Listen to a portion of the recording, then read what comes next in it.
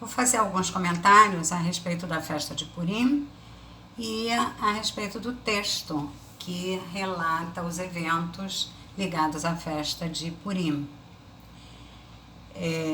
Primeiro, acho importante, interessante ressaltar que o livro de Esther, Megilat Esther em hebraico, o livro de Esther, é a primeira vez que aparece o termo judeus, Yehudim, referido aos filhos de Israel. Quer dizer, aqui a Megilat Esther, o livro de Esther, ele é um divisor de águas entre duas denominações.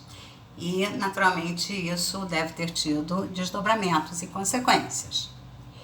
É nesse ponto que acontece dentro das escrituras uma troca de denominação. O povo começaram como hebreus, né? Na origem, passaram a ser depois Bnei Israel, os filhos de Israel, durante toda a Torá e grande parte do Tanar. E em Megilat Esther, Bnei Israel tem uma passagem. Bnei Israel os filhos de Israel passam a ser chamados de Yehudim, judeus.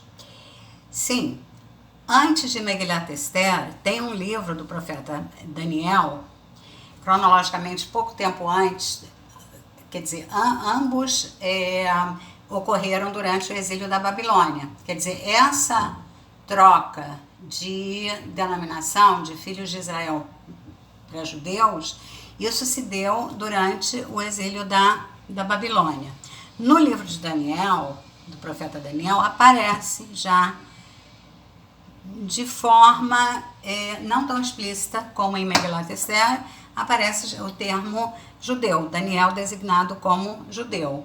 Mas no livro de Daniel, a conotação é nacional no sentido de o exilado de Judá, o exilado da Judéia, os exilados de Judá na Babilônia, no exílio da Babilônia.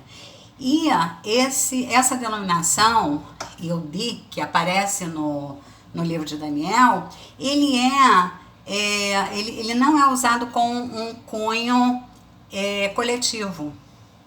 Ele começa, né? Ele se insinua referido acho que mais precisamente a 4 exilados, Daniel e mais 3.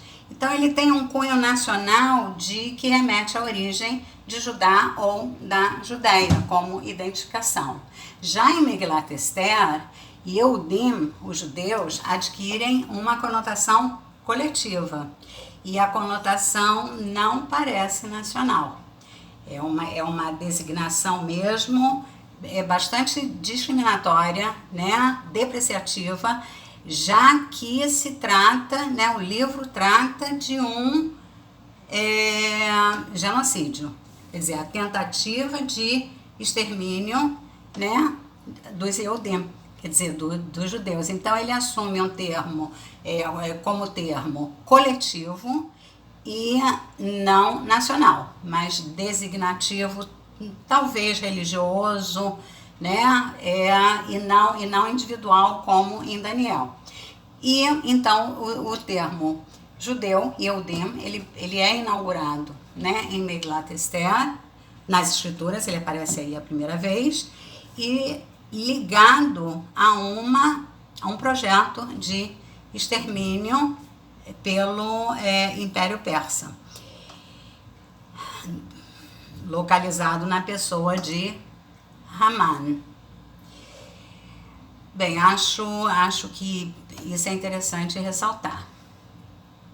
Uma outra curiosidade também, para refletirmos em relação a Purim, é que Megilat Esther, que se traduz no sentido literal como o rolo de Esther, ele tem uma outra designação por etimologia das palavras.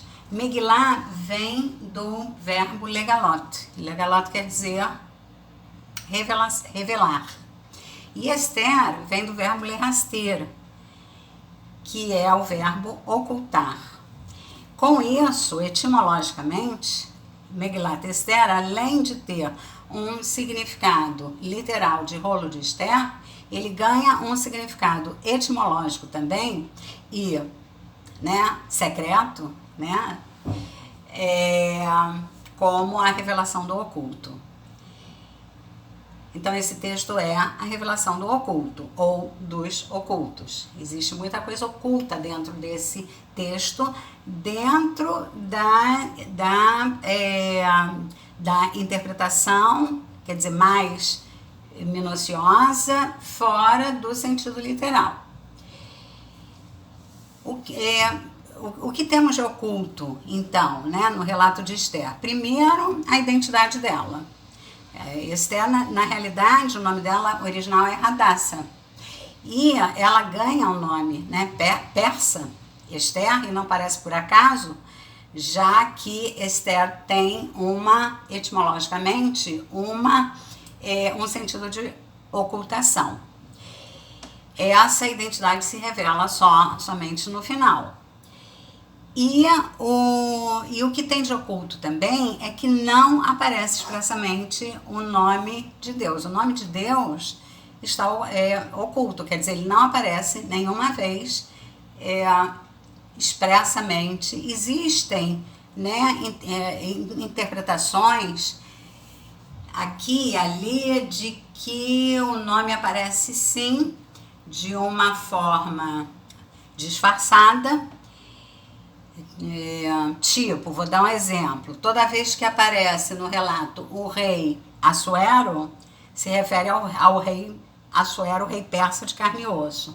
E toda vez que não aparece a denominação do rei, quando aparece o rei, então se refere, é um oculto, é um disfarce do nome de Deus. Essa é uma possibilidade. Mas existem outras interpretações diferentes dessa. Por exemplo, a sucessão de coincidências, né? A sucessão de coincidências dentro do relato parece sugerir uma intervenção superior, uma intervenção divina. Então, insinuado, né, a figura de Deus, a interferência de Deus estaria oculta dentro da sucessão de acontecimentos que um foi promovendo o outro, até terminar na redenção, na salvação. Uma outra possibilidade também, discutível essa, mas tem um versículo que é em Esther capítulo 4, versículo 14, que Mordecai pede a Esther que interceda junto ao rei para a salvação do povo, para que o genocídio coletivo o genocídio já é coletivo, para que o genocídio não ocorra. E que se ela não interceder, a salvação certamente virá de um outro lugar. Aqui tem também uma insinuação de uma referência a um milagre oculto, né? Realmente o milagre de Purim é chamado de Nesnistar.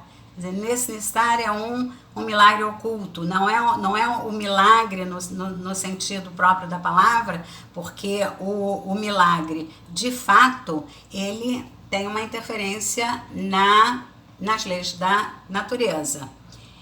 E o que não acontece no milagre de Purim. O milagre de Purim foi uma salvação milagrosa e ficam essas duas possibilidades, ou por interferência humana, né, da própria Esther, ou por interferência divina, por providência divina, de forma insinuada. Essa seria a outra revelação do oculto, quer dizer, a revelação do nome oculto de Deus, que aparece insinuado, a presença aparece insinuada dentro do próprio relato.